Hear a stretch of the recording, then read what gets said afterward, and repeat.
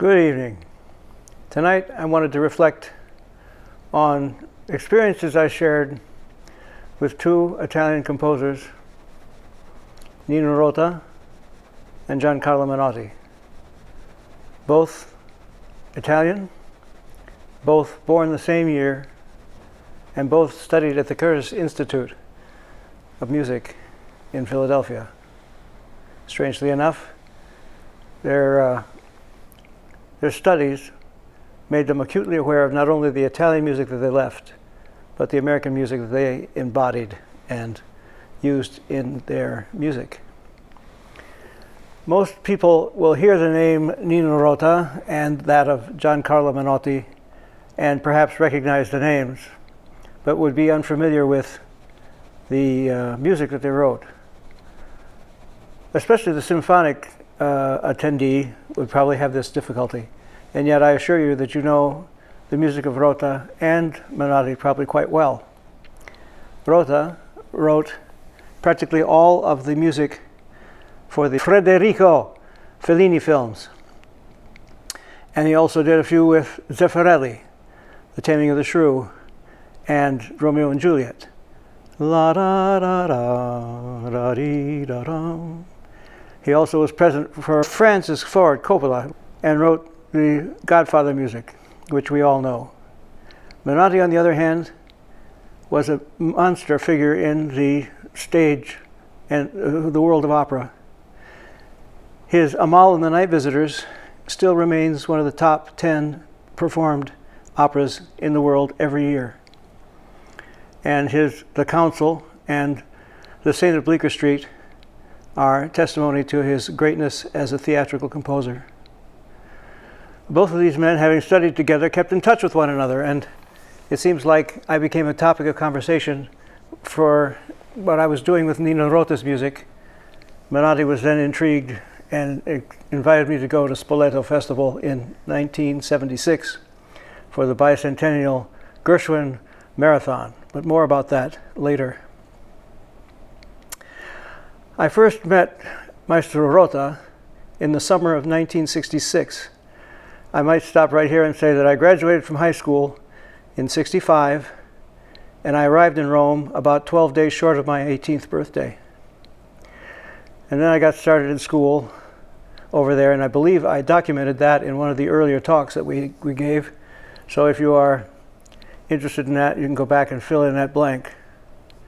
Right now I'm concerned with getting me to Nino Rota, which took about a year and a half. And it came quite by accident. In February of '66, the lady that ran the pensione where I lived died suddenly. Now, I was barely fluent in the Italian language at that time, barely. I was getting better at it, but I was having difficulty still. But I was not going to have a place to stay. I went to the administrative office at the conservatory and described my plight.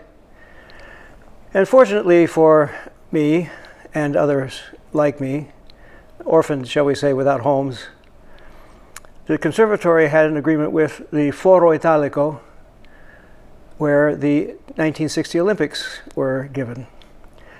Big apartment houses were there for the athletes, and they turned them into student facilities now. And they had a room. They had 4 people to a room, and I was lucky enough to find a space. Like I say, I was getting more and more accustomed to the Italian language, but more importantly, I played ping pong. It's not that I was a great ping pong player, I never was, but I always played a little better than they did. Two of the guys that I was beating regularly on the weekends were in my room, so we got along quite well. When the summer months came, that is, when June came around, the Foro Italico people closed their doors. They wouldn't pick it up again until late September, early October, when everybody that was there, and most of them were from Milan, from Bari, from Torino, wherever they came from, they would just go home, and then they'd come back. Well, I was planning to go home myself, in the summer of 66. 66. But I had time to kill. One of the boys was a trumpet player from Bari named Carlo. His last name escapes me now. But he and I coupled up, found a pensione to stay in for the month that remained for me and the summer that would remain for him. And we moved in. One morning, Carlo said to me that he was going to take a walk downtown and I should come with him because he was going to meet a man that I should know. So I followed him, came along, and here was Maestro Rota waiting for us. Wonderfully kind man. Small, insignificant in the way he walked, he talked. You'd run right over him if you didn't know who he was. And hardly anybody would recognize him anyway. But he was very, very, very receptive to Carlo, because Carlo was from Bari, and Maestro Rota was the conservatory director at Bari, and had been instrumental in finding a way for Carlo to come and study trumpet, was his instrument, with one of the leading trumpet players in the area, who of course was teaching at the St. Cecilia Conservatory. We had lunch, a long lunch, which brings to mind the Italian expression "a tavola non si invecchia mai," which means at the table nobody gets old, during which Maestro Rota asked for details concerning Carlo's study process, his practices, and what he hoped to attain during the summer. He turned to me occasionally and asked me what I was doing. And I was a bassoonist back then, but I was also under the enchanted spell of Maestro Franco Ferrara, the conducting teacher with whom I studied years later. I was playing bassoon in his orchestra. Again, a section of that was documented earlier in one of these talks. And Rota smiled approvingly and said, "Good, keep up the good work. Maybe one of these days you'll be able to study with him." And I hoped so too at that time. Rota picked up the check for lunch, and it became apparent every time we went out to lunch with Maestro Rota, he always picked up the check, regardless of who was with him or how many people were with him. A couple of days later, the phone in the pensione rang, and it was for Carlo. Maestro Rota was at Cinecittà, the cinema city where they did all the films. And there was the wedding scene in The Taming of the Shrew, which Zeffirelli was filming at that time and in that spot. He said that they needed extras for the wedding scene, and would Carlo like to join the party? Well, he did. He made more money in that one session than you can imagine. He could have moved into a hotel and stayed there the rest of the summer had he wanted to. I always thought that was very kind of Maestro Rota to realize that the boy needed some extra help and found it for him so soon. Maestro Rota and my soon-to-be conducting teacher, Franco Ferrara, were the musical team for all the Fellini films. Music by Rota, conducted by Franco Ferrara. There was a bond between the two of them. And when Rota won a radio opera competition in the 1950s, it was Maestro Ferrara that conducted the first performance. It was called I due timidi, the two timid ones. This opera was chosen by Franco Ferrara to be the end of the year concert that involved almost everybody in the conservatory. I was in my first year of conducting with him. He turned to me and said, "You will be the prompter for this show." And I said, "What's a prompter?" He said, "Go and find out what a prompter is and learn how to do it." The prompter, ladies and gentlemen, is usually found at the center of the stage, way down front. It's a little bubble, which is empty, of course. The prompter sits there and is visible to the singers on the stage. The prompter will then lift his hand to say, "Wait," and throw the cue. As he throws the cue, he'll mouth the first few words of what the line is, in case the singer is forgotten. It's a practice that's done all over Europe. And it would have worked beautifully, except that there was no prompter's box in the area where we were performing. So I had to move in and out of the scenery to get as close as I could to the person that was singing at the time and throw the lines. Now the trouble, or the trick, of prompting is to be able to throw out the lines just a second before they're needed. Throw it too soon, the guy will come in early. Throw it too late, and obviously it could be a disaster. So it was a real tricky business. But I learned quickly, and I got it done. Rota enjoyed the performances so much that he talked Maestro Fasano, who was the director of the conservatory and also ran a summer festival in Venice, to transplant the entire production and go up there and perform it during the Venice vacations that Fasano hosted every year.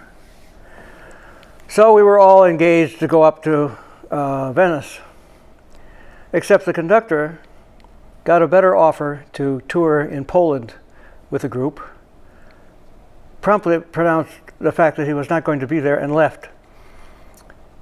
What to do? Ferrara turned to me and said, "You're the only one that knows this well enough as anybody. You will conduct this opera, and let's start working tomorrow." And so we did. I would play through the piano parts, singing the parts, and he would correct the tempos and so on and so forth, and we got ready to go. Now, this piece of music, much like a lot of Rota's music, had a jazz element to it. That American influence that I mentioned earlier was there. And then, of course, there was the classical aspect of it as well, from the Italian side of him. Well, I had both characteristics in me too, because I played jazz, and I spoke that language a lot better than anything else at that time. And of course, I was trained as a conductor and getting better all the time as well. He really enjoyed the performances in Venice and insisted that I conduct his La Vita di Maria, an oratorio that he'd written about the life of Mary, Mother of Christ. I was a little hesitant at first because Catholic doctrine was not necessarily part and parcel of my upbringing, and I had real difficulty with some of the text. And I mentioned that to Ferrara, who exploded one day and said, "Listen, if you don't want to do this piece, you walk. Otherwise, you give your heart and soul to it and do the best you can. You don't belong on the podium if you don't believe what you're doing." And he stamped out of the room. A couple of days later, he saw me in the conservatory and he said, "Are you going to conduct this piece or not?" And I said, yes, sir, I will." And from that day on, his comments have never left me. When I get to the point where I'm just conducting something, I'm going to stop, because it's not, my heart won't be in it, and people will be able to tell. We did La Vita di Maria. It was an enormous score. Double chorus, children's chorus, percussion, you name it was there. 2 pianos. It was just an enormous piece of music. And we did it in a major cathedral there. And it turned out to be a major success. After that, I think I didn't see Maestro Rota for a couple of years. And then I won an international conducting competition, finished second at La Scala in a second very important competition, and was invited to Monte Carlo to conduct my debut as a conductor. Now, I had been a bassoonist with the Virtuosi di Roma, the virtuosos of Rome, for about 8 years. And by moving around in those circles, I was known already as an up-and-coming musician. When I won the conservatory, when I won the competitions, I became a curiosity. Does he really know how to conduct? And I got opportunities, like all of us did at that time. We were the new guys coming up. You got to take a look at them. In Monte Carlo, my first concert was done in October of 1975, the 100th birthday of Ravel and the 100th anniversary of the death of Bizet. Therefore, there was Bizet and Ravel on the program. Bolero was the last piece on the program. I remember being invited up to have tea with Princess Grace afterwards.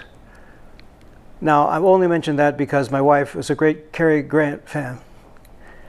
She was always fascinated by the fact that my hands shook hands with the hands that held the hands of Cary Grant.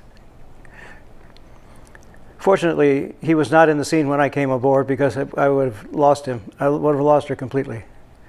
Nevertheless, the success of the concerto competition, the conducting competitions, and my debut in Monte Carlo, with or without Princess Grace, gave Rota the fuel for his fire. He marched into, this was October of '75. He marched into the artistic directorship's offices at the Rome Opera and said, I want this boy to conduct my opera, Aladdin's Magic Lamp, which was already being programmed for production. And so it was that I took over that production and conducted his piece. It was an event, and as young and stupid as I was, I reveled in the success of it and looked forward to whatever else was coming along the line. Now, Rota and Menotti kept in close contact with each other through the years, and obviously they would talk about their new finds. I was a new find at the time. This was February of '76.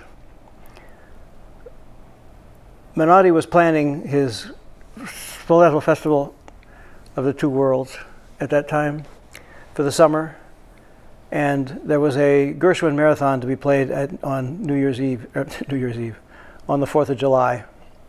It was going to be broadcast worldwide, and he gave that to me. I don't believe that there is a piece of Gershwin's music that you could name that I didn't perform that night. And and they really called it a marathon with reason. We had at least 4 orchestral programs that we did, but we would do one and then break for half an hour while they did some songs with the piano, and then the orchestra come back and do another concert and so on as we went on. Menotti really liked the way I did Gershwin, and they were looking for a conductor in November to do The Saint of Bleecker Street at City Opera. So he came up to me and said, look, I've got this piece I want you to conduct. I wrote it. It was a Pulitzer Prize winner. Will you do it? And I think I said something cute like, well, I've got this hangnail right here, but I'm sure it'll go away, or some such thing. He slapped me on the back and said, bravo, and went away. So in November of '76, I found myself working at City Opera, the first of 3 or 4 years, a couple of which I've documented earlier in one of these talks. There I met for the first time Frank Rizzo, who had been one of Menotti's assistants.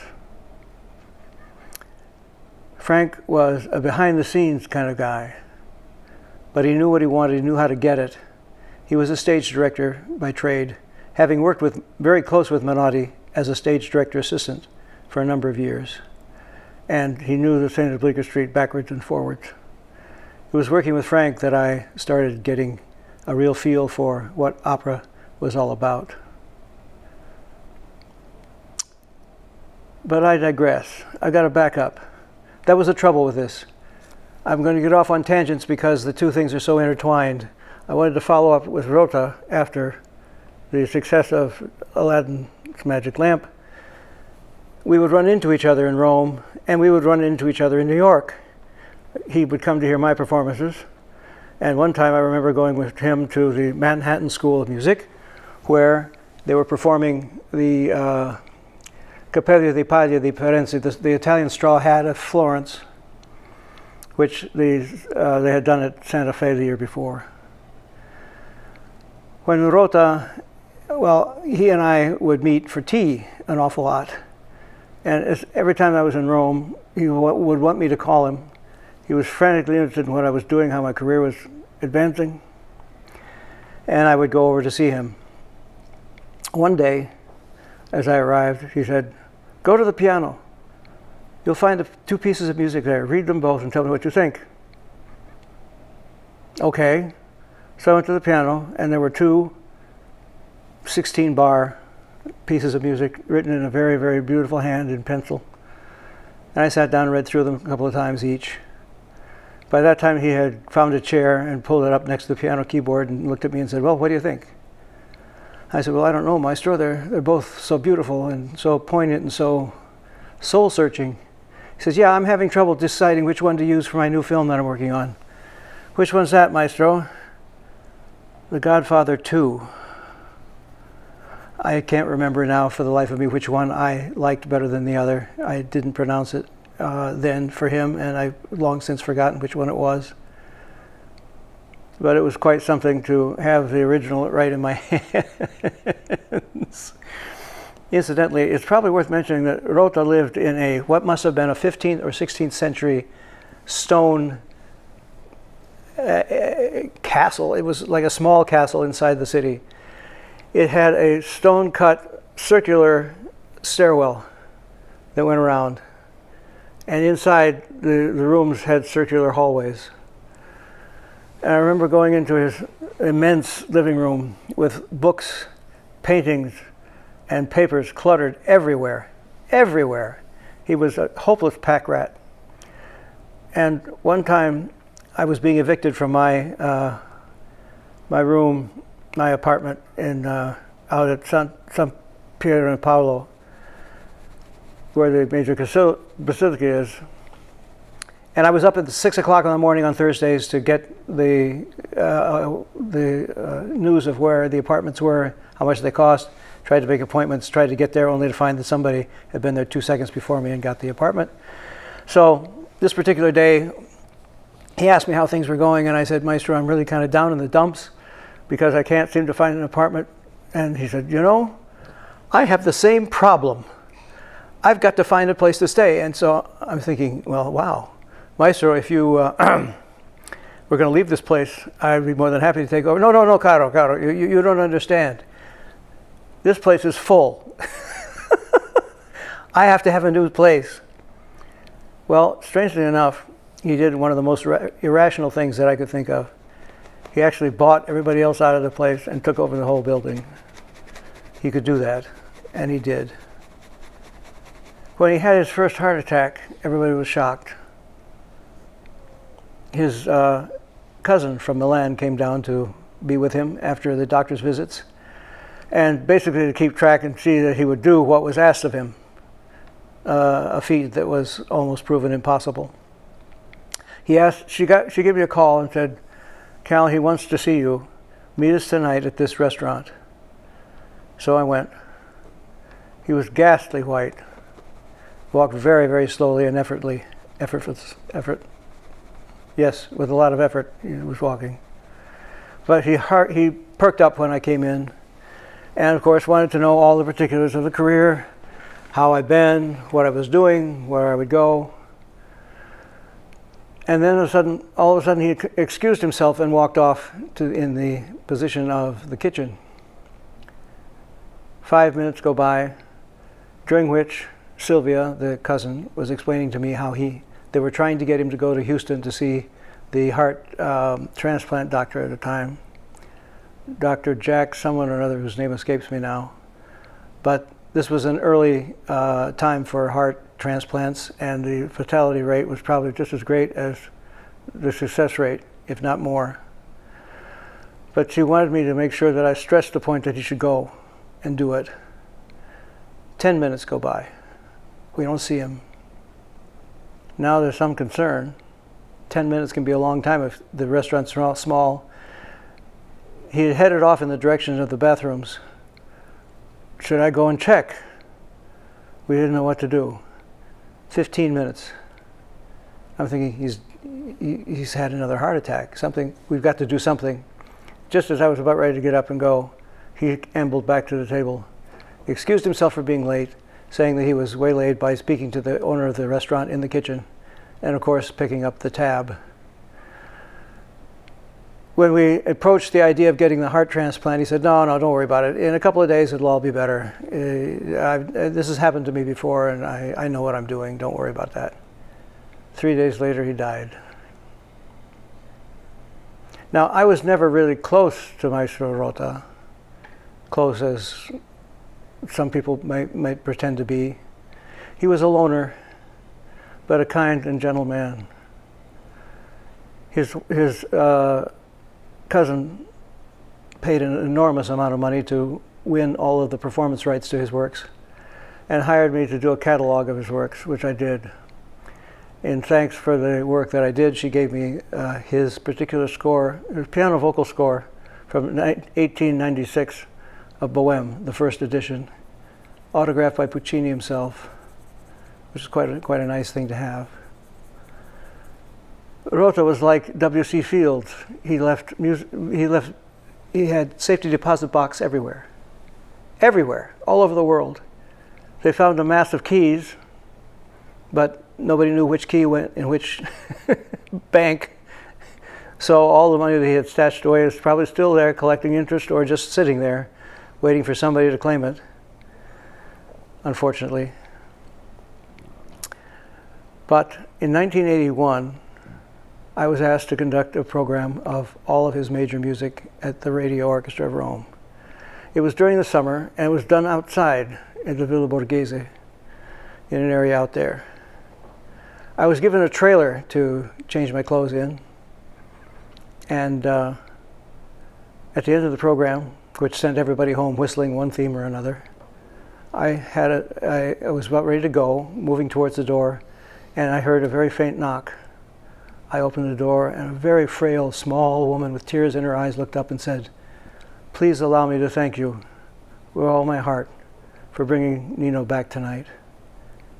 It was Giulietta Massini, Federico Fellini's wife, who was his major star throughout his career, and hers as well. It was a very touching moment, a very meaningful moment, and I'll always remember that. Menotti, on the other hand, was a theatrical genius, there's no question about it. He was also boorish and lazy. When it was his own work, as I was to find out, it was very specific. Do this, I don't want anything else. When it came to other people's work, he could care less. Frank Rizzo had lured him down to Washington to direct a performance of La Bohème to open the 1981 season. Among other people in the audience, President Reagan and his wife were there. The show was a magnificent success, given the young singers who became very well known shortly thereafter and enjoyed international careers. Maestro Menotti was invited back to direct La Cenerentola by Rossini. I was to conduct, and was very excited about the idea of working with him. I had done La Traviata at the Spoleto Festival in Charleston the year before. He was supposed to direct it, but he ended up giving it to somebody else. This was usually his habit, as I found out. His name was on it, but somebody else did all the work. We showed up for first rehearsal, and we found out immediately that he didn't give two hoops about this piece. We had some great, talented singing actors to do this piece, and it was a good thing we did, because he would give directions like this. Dandini, this is the baritone, comic baritone role. Dandini, you will enter here, and you will go there. We try once with music. Now, the gentleman performing that role was Alan Glassman, who since became a tenor and still is busy teaching and performing in the areas around here. Alan was the kind of guy that you gave the stage to, and that was all he needed, because he would eat up the scenery, salt and pepper, and made the most of it.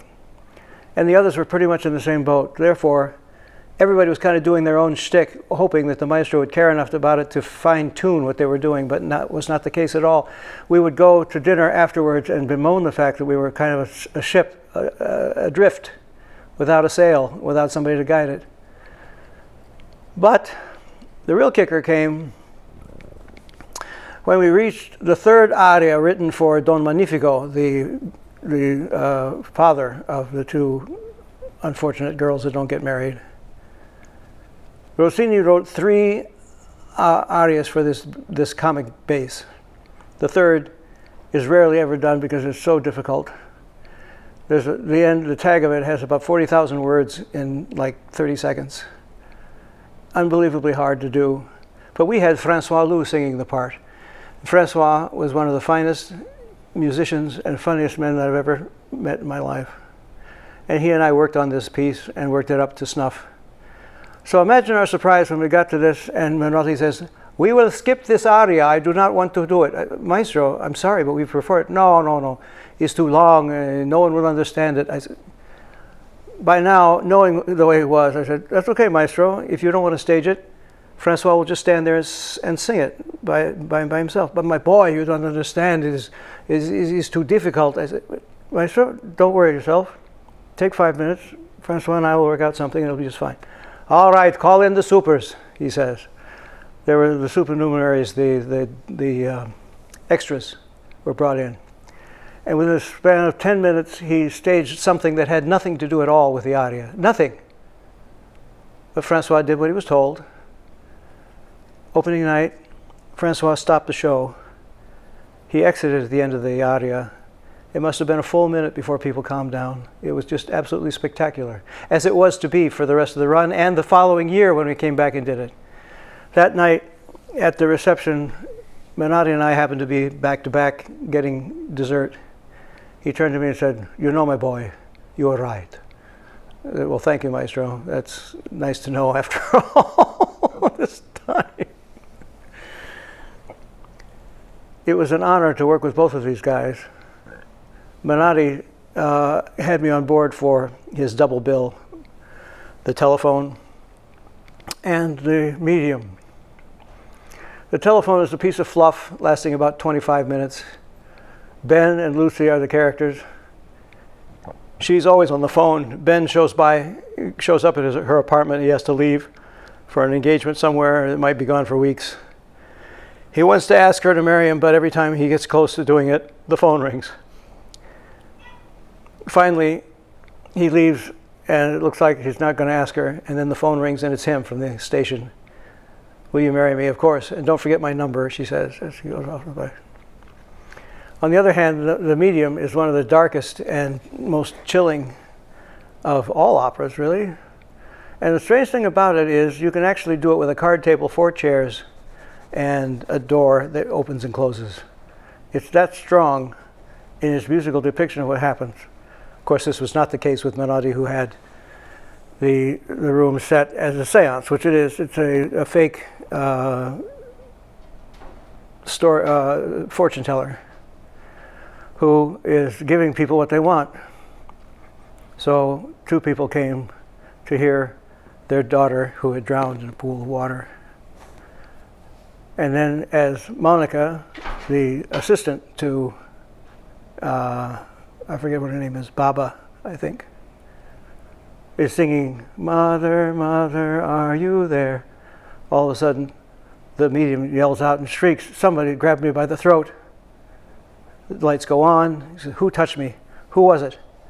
Well, the remainder of the opera, she becomes more and more obsessed with the idea that someone has actually touched her, and maybe it was a supernatural being. Toby is a mute who does all the action backstage. In the end, she mistakes him for a moving target and shoots him. But the piece is so strong. And the cast that he had was so good. The people from Edinburgh saw it and wanted to take it to the Edinburgh Festival. And in 1984, we went and performed it there. And while we were there was a group of men from the Israeli festival in Jerusalem. They were delighted to invite us to perform there in 1985. So this is an interesting story. The cast got off easy. I was the one that really ended up doing most of the work because the cast had already performed it 2 years in a row. And of course I had done it as well, but the orchestra that we were working with did not know it from a hole in the ground. So although we all went together at the same time, the first couple of days that they had were all to themselves, whereas I had to go across from Jerusalem to Beersheba, which is about an hour and 45 minutes. Or you could cut a half an hour off by missing the West Bank. The people from the festival had an argument with the taxi driver saying, "You must not go by the West Bank, you must go the long way around." or something like that. I mean, of course, the Arabic Jew and the European Jew are like salt and water, or oil and water. And the language itself seems argumentative to begin with, but boy, I'll tell you, this was a very heated argument I couldn't make heads or tails of. But when the driver got into the car and slammed the door and started his engine, the people from the festival said, "Don't worry," they spoke English, "you will be taken by the long route." Right. When we got to the cutoff point, the driver turned around and went like this, indicating get down, just in case somebody wants to take target practice at the cab. Accelerated and just took off like you know what. Well, we got on the other side. This happened every day for the next 2 days. What was interesting, though, was that the Israeli and the Italian have something tremendously in common, which is they are blessed with emotional instinct. They know exactly what is happening. They know what to do. The music that they were playing described something was very clear to them. We didn't have to explain, like I did to the Scottish Chamber Orchestra in Scotland, in Edinburgh. They were very interested in the story. They wanted to know what was going on so that they could help with the orchestral colors. There was no need to explain anything to anybody in Jerusalem or in Beersheba, and then later on during the performances, which were the most riveting that I've ever given the fact that they knew what was going on inside. During that time, we were there for about a week giving performances. After the second performance, we were asked to go to be interviewed by a radio personality and to help promote ticket sales. So 3 of us went, the Ben and the Lucy from the telephone and myself. We find ourselves in a radio studio wearing our headsets and things with a man that was known in Jerusalem and perhaps all over Israel as a Johnny Carson or a David Letterman or Jay Leno. He was one of the top personalities of the age over there. We wouldn't have known anything about that, but we had our interview, and afterwards a picture was taken of us for the paper, and an article was given in the paper the next day. When I showed up for the performance that night, an elderly gentleman from the violin section came over to me and said, "Maestro, I've really enjoyed working with you. And here, in case you missed it," of course this was all in Hebrew, but the picture was there, and so he gave it to me and I thanked him very much. I put it in my briefcase and didn't think any more about it.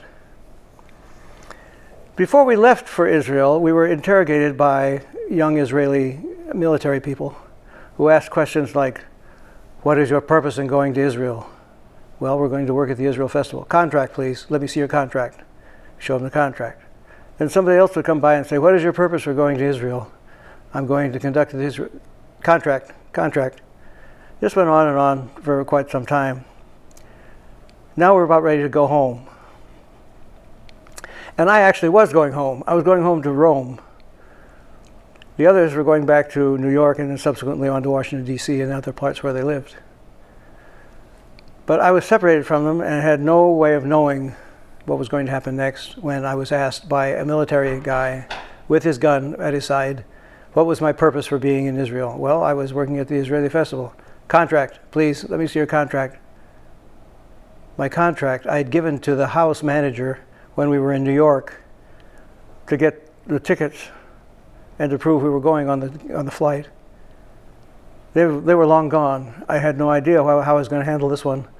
I opened my briefcase and started thumbing through the papers there, hoping that I would stumble onto something that would make him realize who I was and what I'd done.